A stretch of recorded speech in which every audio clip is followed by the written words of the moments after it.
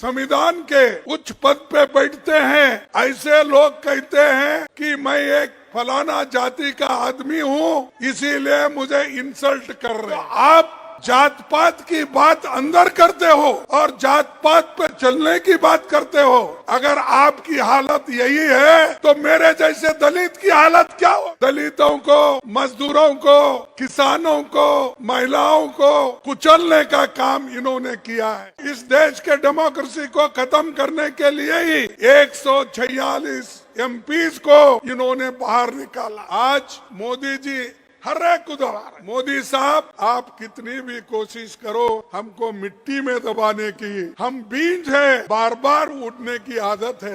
सब लोग एक होते हैं तब अकेला मोदी कुछ नहीं कर सकता।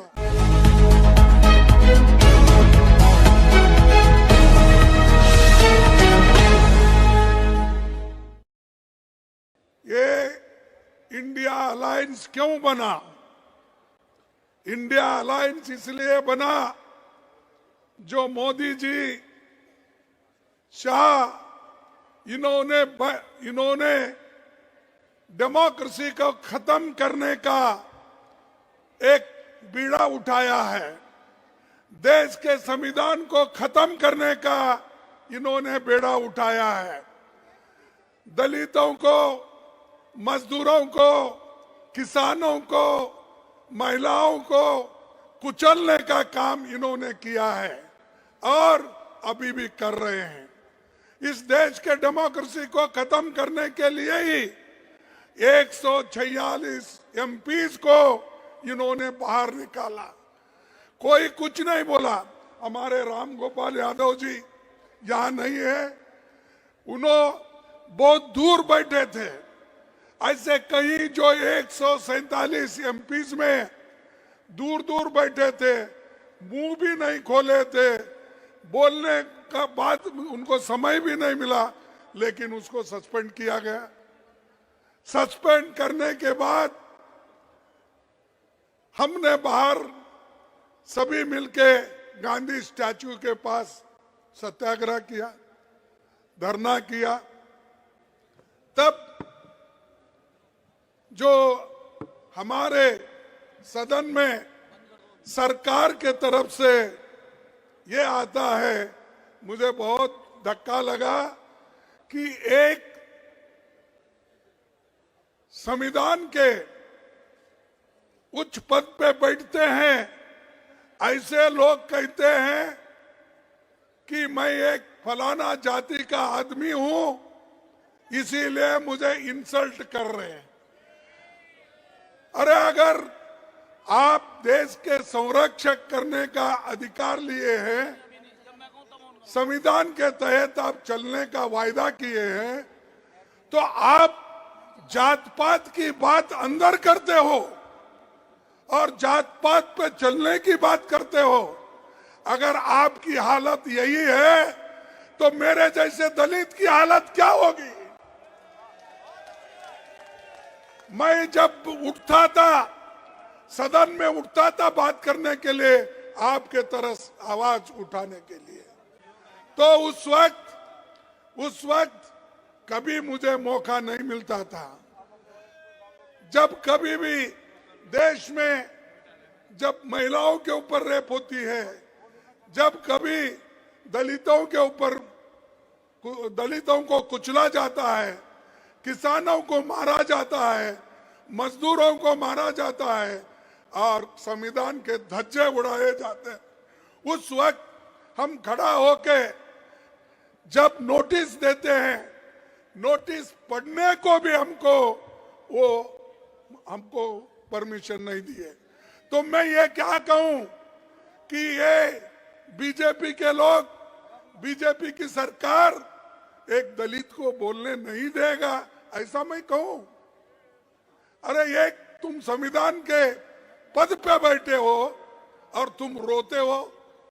अरे संविधान चलाओ, संविधान के तहत, डेमोक्रेसी के तहत सबको बात करने का हक है और वो आजादी आप छीन नहीं ले सकते। वो आजादी हमको मिली है जवाहरलाल नेहरू से, वो आजादी हमको मिली है महात्मा गांधी से, वो आजादी हमको मिली है डॉक्टर अंबेडकर से। इन्होंने तैयार करके दिया, लाखों लोग कुर्बानी करके आजादी दिलाए है, और आप लोग, आपके घर में कोई एक चूहा भी नहीं गया आजादी दिलाने के लिए, है गया?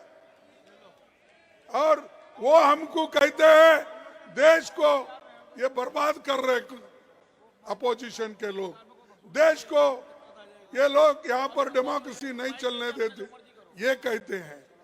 सबको बाहर निकाले आप, सभी एमपीज को आपने बाहर निकाला, और सभी कानून अनअपोज्ड आपने पास कर लिया।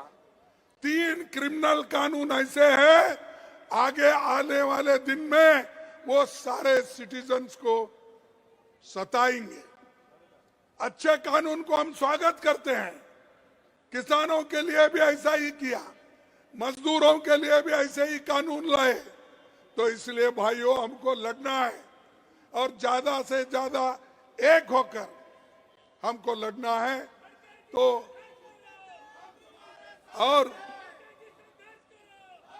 और आज मोदी जी हर एक को दोहरा रहे, हमारे कार्यकर्ताओं को जहां कहीं इलेक्शन आता है उनको ईडी का डर, सीबीआई का डर, इनकम टैक्स का डर।